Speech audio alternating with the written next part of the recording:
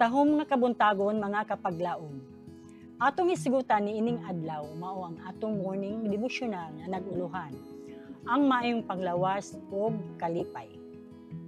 Og ang atong teksto makita sa Salmo 16:8 ug 9 nga nagingon, "Siuba gibutang ko sa kanunay sa tubangan nako. Tungod kay ania siya sa akong tuong kamot. Ako dili matarog. Busa nagamaya ang akong kasing-kasing.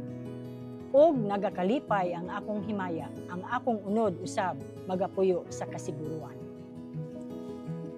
Ang Kristohanon gikinahanglan nga magkinabuhi diha sa hilabihan kaduol ngadto sa Dios aron nga siya makauyon sa mga butang nga maayo. Sanglit puno sa mga bunga sa pagkamatarong nga pinaagi kang Hesukristo ngadto sa himaya ug pagdayeg sa Dios. Ang iyang kasing-kasing gikinahanglan nga mahiuyon ngadto sa pagpasalamat ug pagdayeg.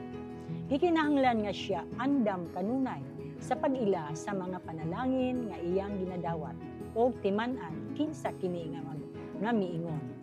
Bisan kinsa nga magahalad sa halad sa pasalamat magahimaya kanako. Maoy katungdanan sa matag usa ang pagatiman sa pagkamalipayon imbis nga mag-alima og kasubo og mga kabalaka. Daghan ang dili lang nagapaalaot sa ilang mga kagalingon niini nga paagi. Kundili ila usab magiusikan ang kahimsog ug kalipay ngadto sa mahugaw nga imahinasyon. Adunay mga butang sa ilang palibot nga dili makapahimuot ug ang ilang mga naong nagasul-ob sa makanunayon nga pagmuro nga labing yano kaysa mga pulong. Nagapahayag og pagkawalay pagkatagbaw. Kini nga makasusubo nga mga pagbati maoy dako nga kadaot kanila sa maayong panglawas. Kay pinaagi sa pagbabag sa proseso sa paghilis sila makabalda sa nutrisyon. Samtang ang kasubo ug kabalaka dili makatambal.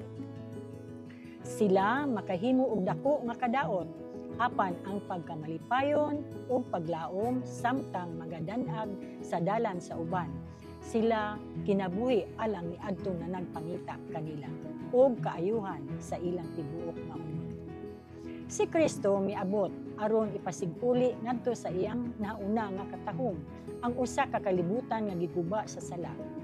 Sa bago nga yuta wala nay sala ni balapian ug ang lawas igabalik ngadto sa iyang nauna nga kahingpit. Igasulob nato ang walay buling nga dagway sa atong Ginoo. Ang kalambuan sa Kristohanong kinaiya nga nagapaduol nganhi diini nga estado sa kahingpit maoy pagtubo paduol sa katahom. Samtang ang kasing-kasing na usab pinaagi sa pagbago sa una-una, ang mga grasya sa espiritu magabilin sa ilang kalama ngadha sa nawong. Ug nagapahayag kini sa pagkadalisay, pagkalumo, pakigdait, pagkamanggiluluyon, ug putli, ug maaghop nga gugma nga nagpuyo sa kasing-kasing. Magahatag ug mga pagpasalamat sa kanunay tungod sa tanang mga butang sa ngalan sa atong Ginoong Hesukristo. Magampo kita mga kapaglaom. Amahan namo nga anaa ka sa mga langit, nagahangyo kami kanimo nga tabangan nimo kami nga magkinabuhi duol gayud kanimo. Aron sa kanunay makita ikaw dinhi kanamo pinaagi sa among mga pagginawi ug mga pulong nga mogawas sa among mga baba makahatag og kalipay ngadto sa uban. Sa ngalan ni Ginoong Hesus. Amen.